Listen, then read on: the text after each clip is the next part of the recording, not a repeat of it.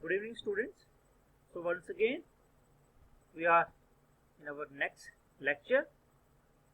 The first result of our today's lecture is we have to show that any two right cosets or left cosets are either disjoint or equal.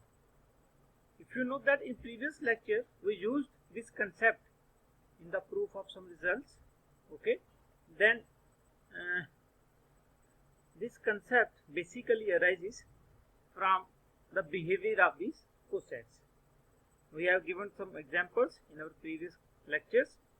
We also find there that any two right cosets or left cosets are either equal or disjoint.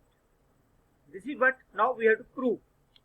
Now we suppose H is subgroup of G and HA and HB, since A and B are right sides, they are right cosets of H in G, and we have to prove that either these two cosets are same or disjoint.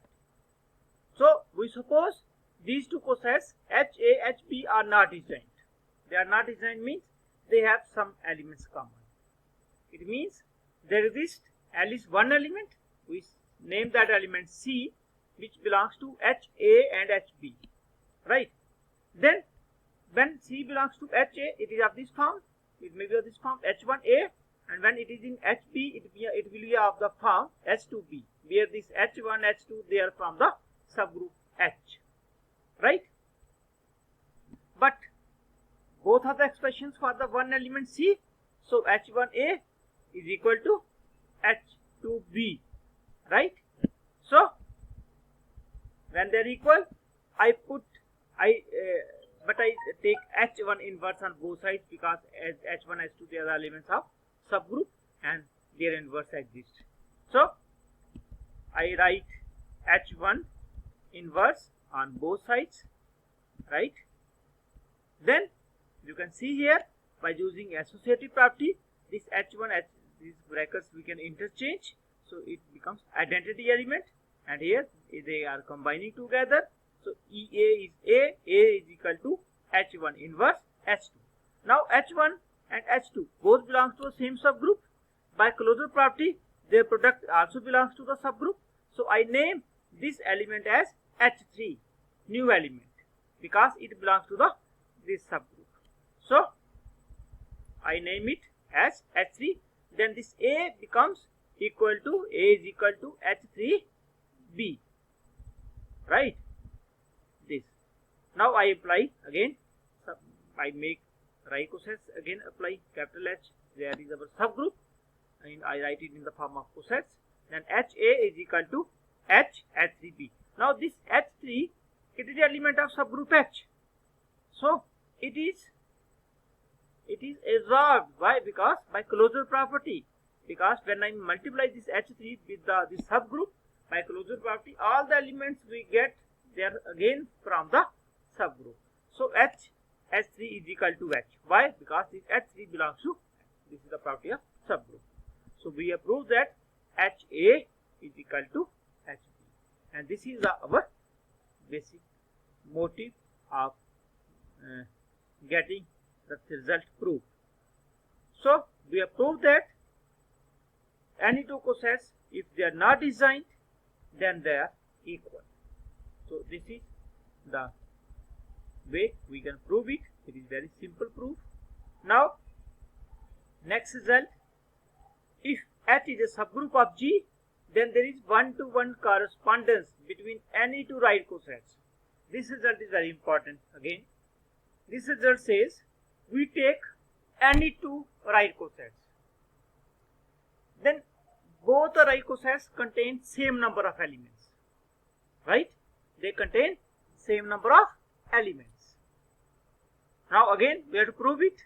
We suppose HA and HB are two right cosets of H in G. We have to prove that they are same number of elements. Means if I prove there exists one-to-one correspondence between these two cosets, then they have same element. So we prove that there exists one-one mapping. Right? So I define a map from HA to HB.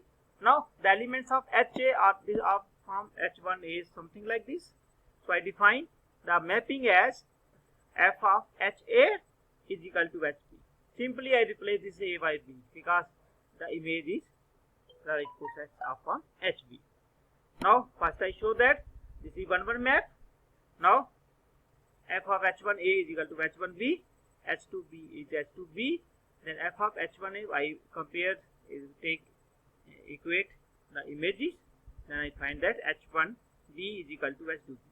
Then since B is common element, it is invertible, this implies H1 is equal to H2, and this implies H1A is equal to, this is the definition of 1-1 mapping.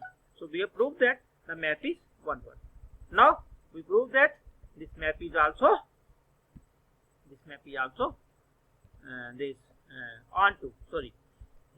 So we take some element, say H dash B in HB, then I have to find the pre-image.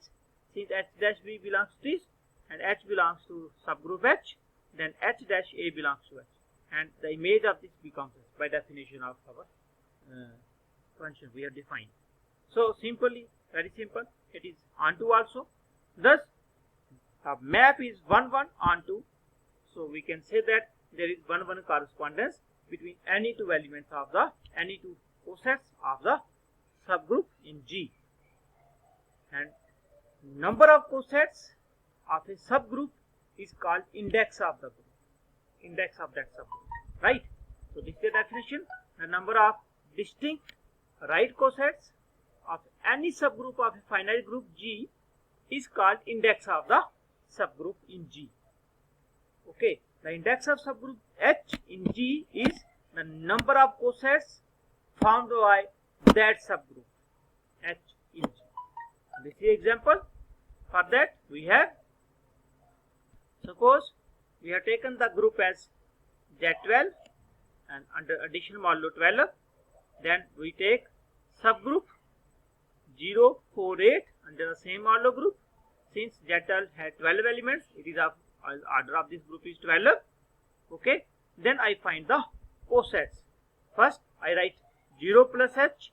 When I add 0 plus H, it means the same elements. When I add 4, it under 12, 4 plus 4, 8, 8 plus 4, 12 becomes 0, and they remain same. So 0 plus H, 4 plus H, 8 plus H, we get the same set. You can see. Then when I write 1 plus, then it becomes 1, 5 and 9. Similar for 5 plus H and 9 plus H. And then 2 plus H becomes 2, 6, 10.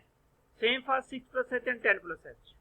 Then 3 plus H, 10 plus H. So we can see that we are getting 1, 2, 3, 4. 4 different type of cosets. Right? So we can say that Z12 is, and these 4 different sets, when I take the union, I get the, again, our group Z12. So this Z12 is replaced because it is covering all the elements from 0 to 11. Basically 12 is here 0. So index of this number of cosets, distinct cosets are 4. So number of distinct cosets is called index. So index of H here is 4. And we can also see that order of group is index and into order of subgroup. This is another example. Same, the integers, then I take even integers. We have discussed this example in our previous lectures also when we define the cosets. So H plus H, so it has 2 cosets. Okay. Then the next result, this is very important result according to your examinations. This result says it is called Lagrange's theorem, and this theorem is for finite groups. What it states, the statement of the theorem is the order of each subgroup of a finite group divides the order of group. Means if you are given a group and it has a subgroup H, then the order of subgroup always divides the order of group. Always.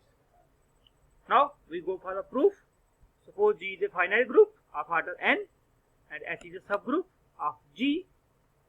Then as we did in previous example, we can decompose G into a union of finite number of disjoint right cosets.